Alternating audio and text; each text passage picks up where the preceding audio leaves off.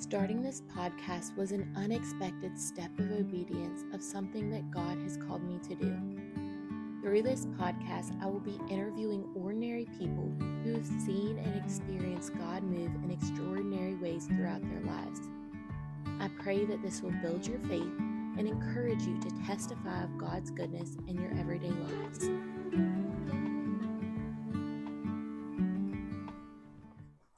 Hey guys, welcome to another episode of the Testify of God's Goodness podcast. I have here with us Sally Johnson. So tell us a little bit about yourself. So your work or callings in life, and then how do we know each other?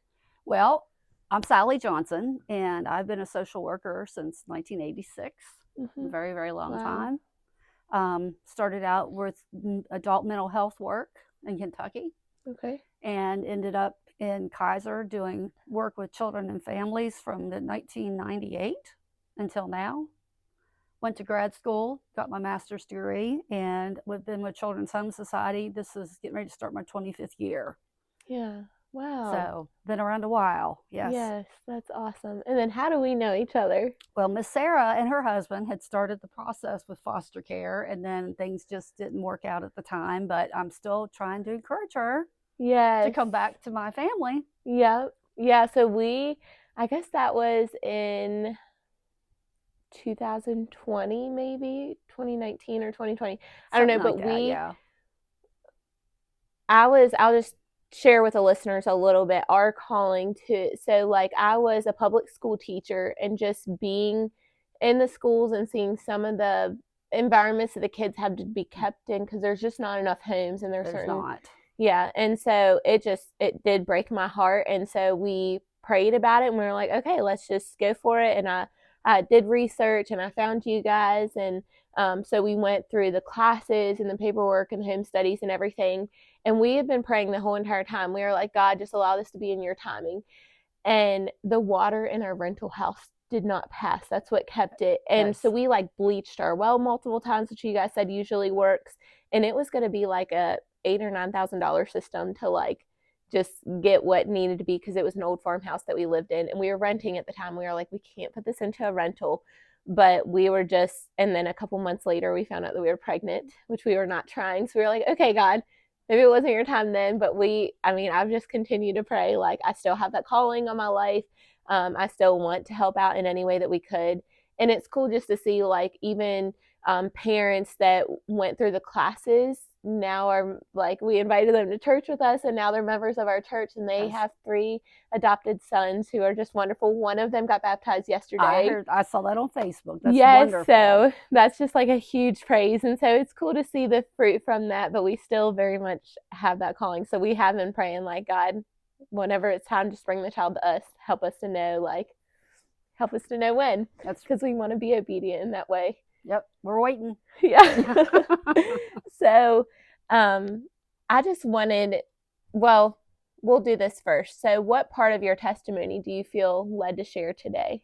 Well, my mother died when I was 5 years old, and I was raised by my brother and his wife. They raised my sister and I both, but there were some issues going on between my brother and my father at the time, and so there was a lot of going back and forth for a couple of years. When I was 7, I gave my life to Jesus. It was 1971 at First Baptist Church in Kaiser. I remember it very well, and he's provided me an awful lot of comfort over the years.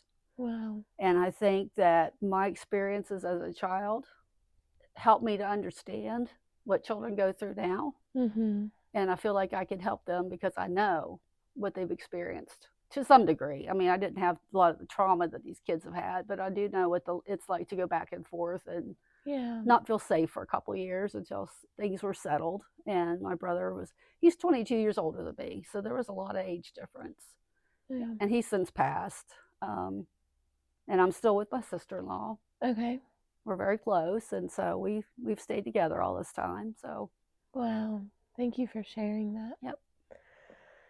Yeah, and I always try to encourage people. It is often like the place of our biggest pain point, where God can turn our pain into our purpose. That's right. So that is encouraging. So I just want to take a moment to like encourage our listeners that if there's somewhere that feels so broken and so hopeless in your life, just pray like, God, help me through this. First of all, like, God, the Bible does say that he is near to the brokenhearted, but also say like, God, what's the purpose of all this in my life? And I mean, sometimes we'll get a calling like you did, and sometimes we might not get an answer this side of heaven, which is hard. Yes. But yeah, I'm very proud of you for stepping into that and all the work that you've done for children like throughout the years. So at what point did you specifically know that God was calling you into the work that you're doing? Well, I've always wanted to help people. I've always been a helper. Yeah. And so I went to college. I was originally going to go into psychology, and then they just didn't work out with psychology, so I switched to social work. Mm-hmm.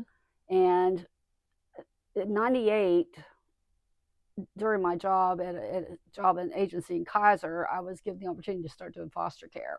Mm-hmm. And at that point, I really fell in love with the program and helping these kids and these families and finding families that want to help these kids. Yeah. And then I went to grad school, and then I started with Children's Home Society, and I was in Morgantown for 7 years. Okay.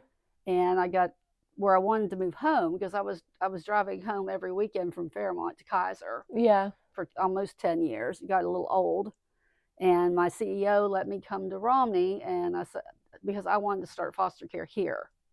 So and there wasn't a foster no. care system. Wow. No. Okay. So 2008, we started foster care through our Romney site. Okay. And so I've been doing it ever since. Wow. Yeah. So what was that process like starting a children's home here? Well, it had already been. I mean, Children's Home Society had already been here. Okay. With the shelter. But okay. They just let me come in and start a new program that hadn't been here before. Very cool. So that's awesome. I did not know that. And I didn't know that it was, I know 2008 is a long time ago, but like, I didn't know it was that recent. Yes. That you had started that. Okay. Yes. The shelter's been here 42 years. So, I mean, the shelter's been here forever. Okay. So. Very cool. Yeah. So I wanted to share some statistics that I just looked up this morning when it comes to foster care and the adoption process and everything. So this statistic was as of October 2024. This is in West Virginia. 6,135 children are in the foster care system. Yes. The average age is 8. In the United States, there's 355,000 as of the spring of 2024. That's how many children are in the system. Here's the kicker, though. So there is roughly 370,000 churches in the United States right now. Yes. So imagine, and I've heard that statistic before, but I never looked up the actual numbers. So if one family from each church even would start fostering or start adopting children, like we would no longer have children in the system anymore. So that's just a calling, maybe at your church to start something up or encourage families in that way. In West Virginia specifically, there is 4,039 churches. And so, I mean, with the 6,000 children in our state right now, like even 1 or 2 kids per church, like have a family called into that, like we could change the world. We could change the world. Yes. It just average time of children in the system, and you can correct me as well if you see a little bit different. So it's saying about 22 months where they're placed. Does that sound about right on average? Between 15 and 22, yes. Okay. Yeah. And some longer. I've had one right now that's been much longer than that, just because of the court process. Okay. Yeah. But that's unusual. That's kind of an outlier now. But okay. Yeah. And then it said 51% were reunified with their families, and then 52% it's saying adopted by foster parents on average. So something that I learned when we were going through the classes, which I do want to encourage people. I think you guys, when we were going through the classes, you guys kind of shortened the amount of time our classes were longer, and the amount of classes that we took were less. So it was the same amount of time as everybody takes, but that's just kind of how it worked out, like when Yes. we were taking the classes. So that was nice, the flexibility there.